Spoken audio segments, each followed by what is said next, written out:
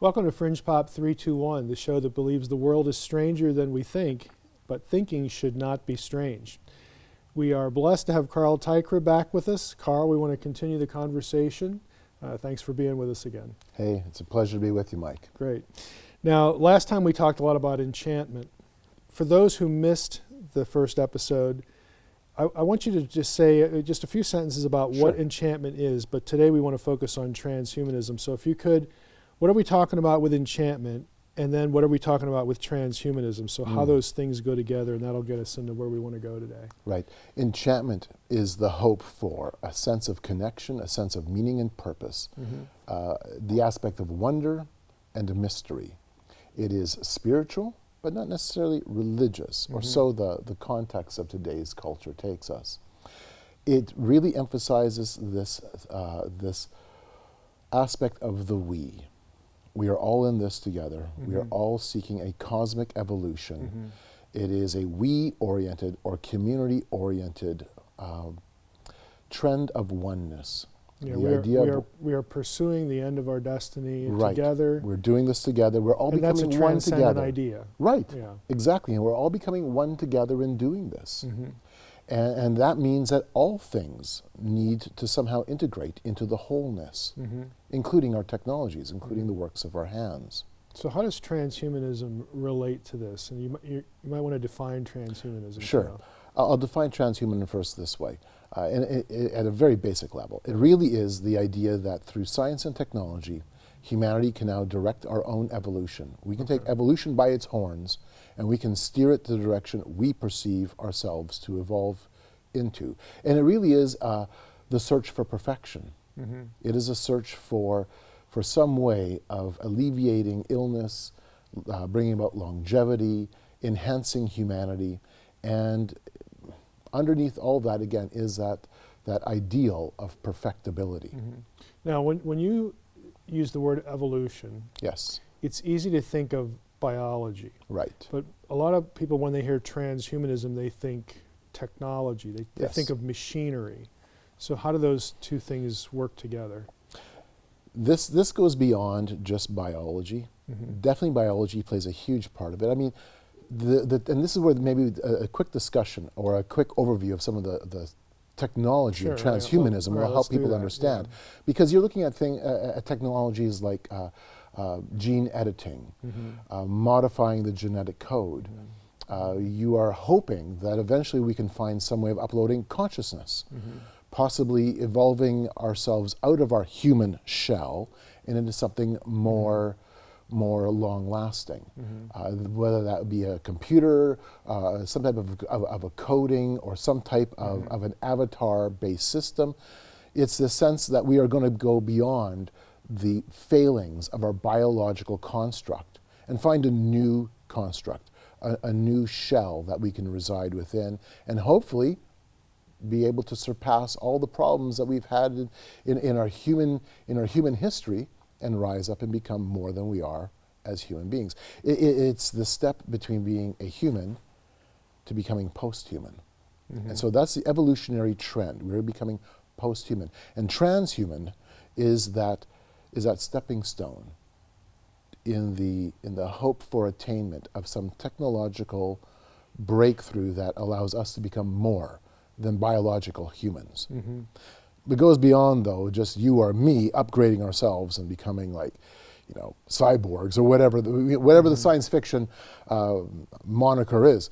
It also looks at social evolution, cultural evolution, because this is now a mind frame. This is a worldview. This goes beyond simply what are the gadgets. In fact, when I deal with transhumanism, I don't even like talking so much about the gadgetry of transhumanism, the technology of it, because we tend to have, we're almost like a deer in the headlights. We have this sense of, wow, it's coming at me. Look at this incredible technology.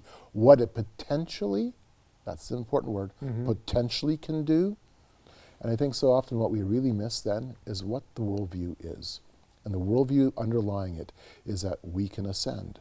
We can become more than human. We can translate ourselves from being into becoming.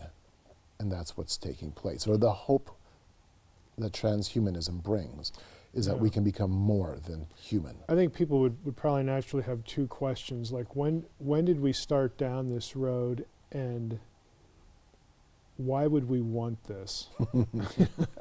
I know. One's a past and one's a future, question. Right, right. The past, if we take it just from a modern context, I like the jumping into this kind of a conversation point to be Nikolai Fedorov, who was the Russian cosmist philosopher from the 1800s or the 1880s is when he really kind of made his mark. He was a complete unknown in many respects. He was a librarian. And he blended together, and his movement, cosmism, blended together notions of theosophy, occult philosophy, scientism, what we would now say technocracy. It was a real blending, a mashing together of different ideas and all those different things have an worldviews. Evolutionary trajectory. Bingo, absolutely.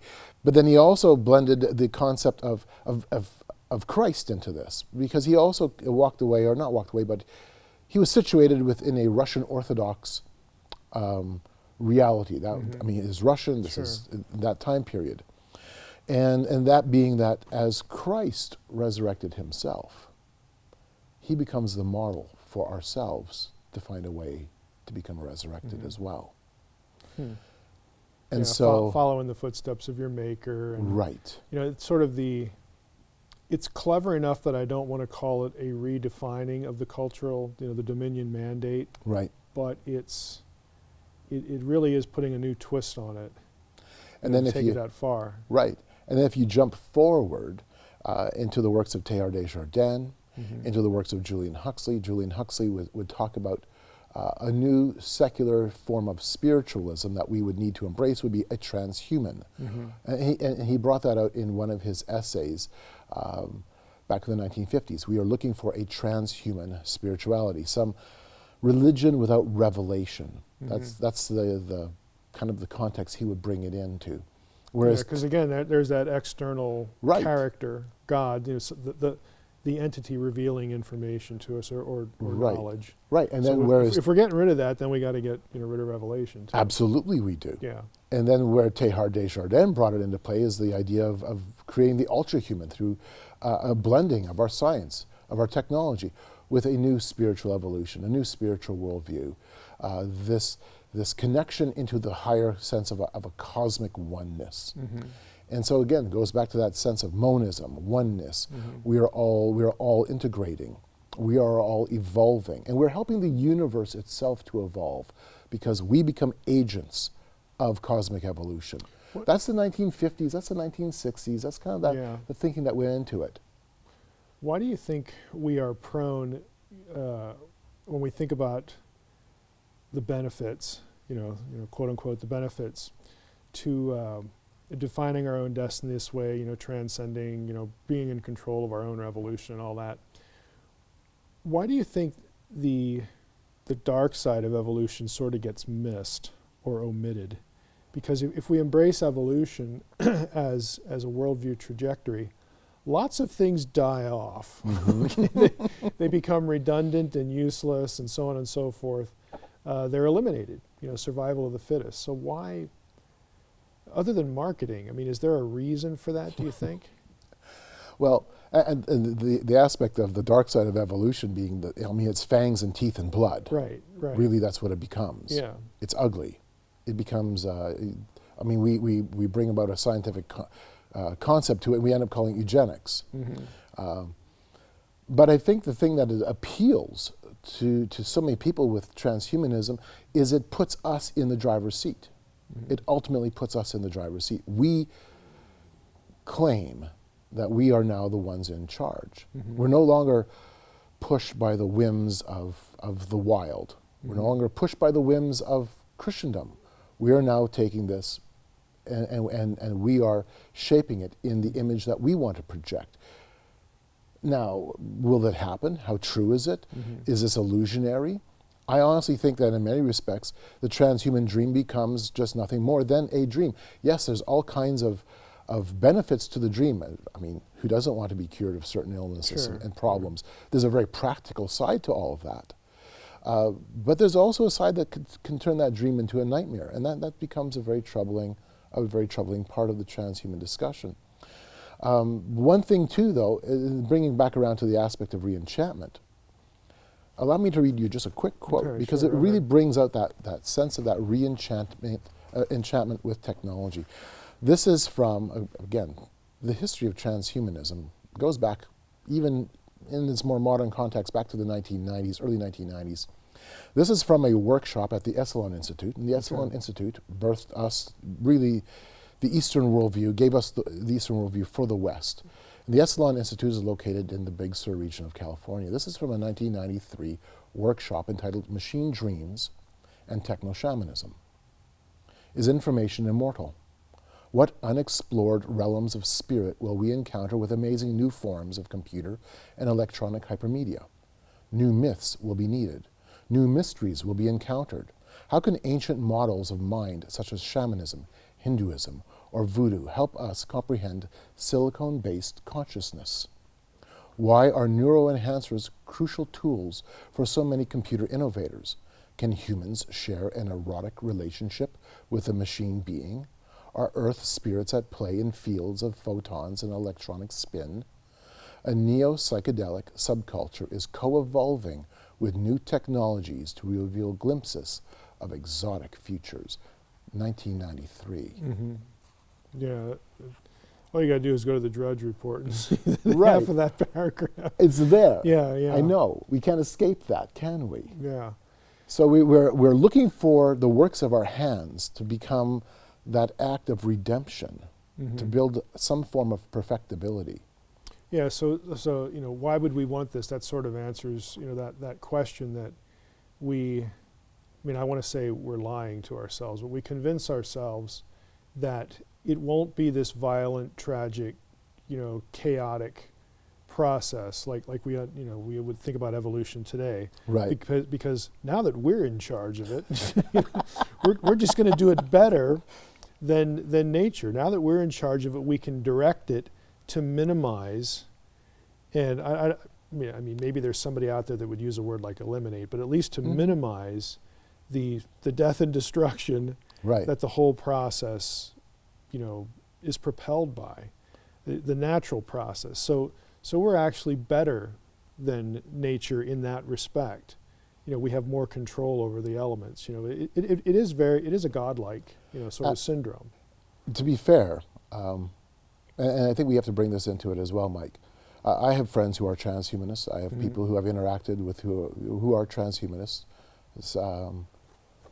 There is a genuine hope that they have. There is a genuine a desire to find a way forward to make humanity better.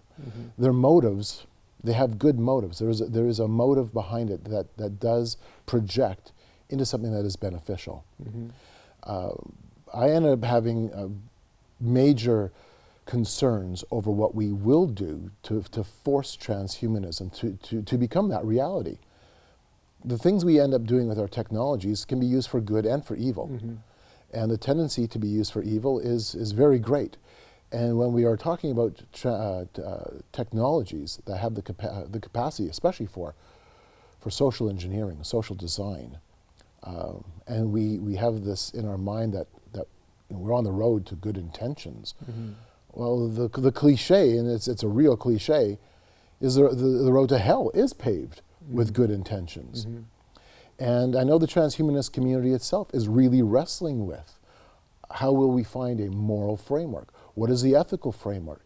What are the values that we want to see projected into this? Yeah, that's important. There are people in there asking these questions. Absolutely, Yeah. absolutely. And I think we as Christians have a very important role to play in saying, okay, let's actually talk about that. Let's discuss where values come from. Let's discuss where those judgment calls emanate through. Yeah, it's important to realize that there's this internal conflict within the community, which of course raises the question of who's going to win. Is it, I hate to put it this sort of bluntly, but the people with the conscience or the people that just aren't bothered by the questions? So it's important to remember that, because we think of the most bizarre examples. It's easy to sort of polarize because we can say, well, it's marketed to us by the benefit. Right. And then there's going to be some that ignore the fallout. But then, as you're saying, well, there are people really thinking about the fallout. And there's this tug of war. There's going to be a winner and a loser. So it might not serve us well to sort of throw darts at this and, just make it grotesque. Right. But to actually have a meaningful discussion. So what do you think of that? It's absolutely essential to have a meaningful discussion. We need that. And one of the things that I'm hoping that even this conversation opens up some room to have a meaningful discussion. It doesn't mean that we come to the table in complete agreement. Not at all. In fact, the worldviews are completely opposite. There is a clash here that is unmistakable. And really the clash boils down to do we trust the works of our hands to save us, or do we trust Jesus Christ to save us?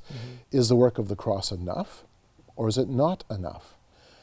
But then also asking the question of where do we find the guiding light to take us forward in all of this? When I was at the Global Future 2045 Congress back in 2013, which was probably one of the most audacious transhumanist events I've ever been to, a letter was put forward to the United Nations asking the UN if they would be the guiding force, that we would have a form of global governance in terms of bringing about the transhuman agenda to a full flourishing that would have value and morality and spirit and all that would go into a human unfolding of the transhuman vision. Should we well, let me put it this way. Should Christians be okay or be satisfied if they can just make the non-Christian transhumanist sensitive in an active way, not just sort of in a condescending way, Right. Or a theoretical way, but to make them sensitive to the moral issues? In other words, like you might have an atheist friend, and you can feel good that your atheist friend has a value that might be rooted in Christianity, and it's not for them, but they still act upon that. They still honor that. Is that sufficient? Can I back this up a little Sure, bit? go ahead. Okay. You just made the assumption that the transhumanist community has more atheists than religious people. And that's likely not true. No, in fact, does that go back to the whole transcendence, the whole enchantment? It definitely fits into it. While the atheist secular side is certainly there, and actually, it still probably has dominance. The religious side has come up in a significant way to the point where even the secular side of the transhuman question is now asking the question: are we religious? Is this not religious? And yes, it is a form of religion. And I think where we need to engage is recognizing and helping them recognize that while the technologies are all really interesting, we can talk about brain-computer interfacing, and we can talk about virtual reality and all kinds of the cool stuff. Let's talk about the worldview that's underscoring what's propelling this movement forward. Let's talk about those worldviews. Let's talk about those core issues. Let's talk about what you believe. What's the role of defining what a human is in all this, and then also who gets to define when we're done? In other words, who gets to define what perfection or what the goal is, and how we've met that? So, beautiful question. Okay. For us as Christians, understanding we've been made to be the image bearers of God, to be His ambassadors, to be His reflection of who He is on earth. We recognize that's where value, that's where individual worth comes into play, regardless of how broken and frail my human body may be. And I think the discussion of what makes us human is absolutely essential. If we want to talk about what the future of humanity will look like, well, then let's talk about what does it mean to be human right now. Yeah, because if there is a discernible shift, then going back to the we, then collectively we are going to look at things differently. We're gonna look at the questions differently. Absolutely. So and this is not a trivial point. Just an I know example. it's not. Okay, so let's take synthetic biology. okay, if we can write the genome from the ground up, from the atomic level up, and we write our own human genome, what is that? Because how would you look at that and call it non-human? Right. You know what I mean? But it's not this outgrowth of a natural process. We have controlled it. It's not organic Right. anymore, and Right. yet it still is organic, because we've played with the organic sequencing. So those are questions I don't have answers for specifically, but those are the questions we need to start asking. And I think really we really need to bring it down to asking two things really. What makes us human? What does it mean to be human? And then, who perfects us? Is it ourselves? Or is it someone outside of time, space, and matter? Yeah, to compound the difficulty, let's just take the myth of genetic determinism. Right. I mean, there are very few people who would land there now. I mean, Right. at the beginning, you'd hear all these discussions about, well, if my genes say this, then the outcome is predetermined. Now we know about epigenetics. Again, we take the role of environment seriously. Right. But even that isn't really an escape valve, because if you constructed your own genome, then it's you that's giving it the environment. Yes. In other words, you're also creating the epigenetic phenomena that goes into that entity. So if you're in control of those factors too, then again we can't sort of we can't retreat to that and say, well, we're human if we have a certain set of experiences. Isn't there incredible complexity? Yeah. And the more we dig into this, and we attach, I don't want to use a phrase, simple-minded, but it is a type of simple-minded overlay, determinism. Yeah. We realize just how complex we are, and how complex everything else is around us, which in my view it's amazing. That's wonderful. That there's a mystery, there's wonder there. There is a sense of re-enchantment, but not re-enchantment in that pagan worldview, but re-enchantment in the sense of, as a Christian, recognizing I am created in God's image. Maybe Wow. The way to get into this, to sort of rattle a cage, in a good sense, is to say, what we're really doing here is we're mimicking not only design, but we're mimicking a designer's role. Yes, we are. And so maybe that's a way to sort of, get them to ask certain questions. Because what we are doing is designing. Yeah. We are designing. Yeah. We're designing a future. What's the, I have one last question here. We touched on morality. Again, and that's going to largely be determined by, are there voices in the discussion that raise the right questions? We talked about, spirituality, again, this transcendent, this enchantment element. One of the things I wanted to ask you is, and we may have touched on this about, let's not make it a grotesque Right. kind of thing, but what do you think of the sort of conspiratorial mindset that a lot of Christians bring to this? Good, bad, I mean, how should we be thinking? I understand why. What would your prescription be for how Right. Christians should think about this? I understand first why they would go down those roads. Yeah. Because it lends itself to that. Mm-hmm. The subject definitely does. I would like to steer away from that as much as possible and really tackle it from that perspective of worldview. Tackle it from the perspective of value. Tackle it from the perspective of asking those very important questions that we've just been batting back and forth a little bit. I think we do a disservice when all we end up focusing on is the worst case scenarios that may or may not come true. There may be some of those scenarios, there may be an element where that does come into play. But does that help the conversation? Does that bring forward, again, I'm taking this from a Christian perspective, does that bring forth the truth, the biblical truth of Jesus Christ? Or are we now literally chasing rabbit trails? Do we get titillated by the rabbit trails? Yeah. Does this excite us? Is this all we end up focusing on? Yeah, if that's the case, we've missed it. Yeah, no, I would agree. I think, unfortunately, I think there are a lot of Christians already on the rails, for that. They're headed in that direction, and they like it. Right. They like it more than asking deep questions. They like it more than the Great Commission, to be blunt about it. It's just, it's just more exciting. And it is. Yeah, It yeah. is. It's a sensational topic by its own nature. It really is. And so whenever we have a topic that is sensational by nature, I think it's imperative that we as Christians then take a step back and we unpack it and we look to see, okay, what is serious? And how can we engage seriously without sexing it up, without overselling it? Yeah. Well, thanks again for being with us, and all of this is and more, of course, is in your book, Yeah. Game of Gods. You traverse over all of this territory. So thanks again for being with us. Hey, pleasure to be with you again, Mike. Thank you also for watching Fringe Pop 321. Please regularly visit our YouTube channel. We do interviews. We do lots of interesting topics. Please subscribe if you are a regular visitor to Fringe Pop 321 on YouTube. And visit our companion website as well. We have good resource material for all of these topics and subjects. And if you're interested in supporting what we do at Fringe Pop 321, please visit our Patreon page, patreon.com/FringePop321. And remember, what you know may not be so.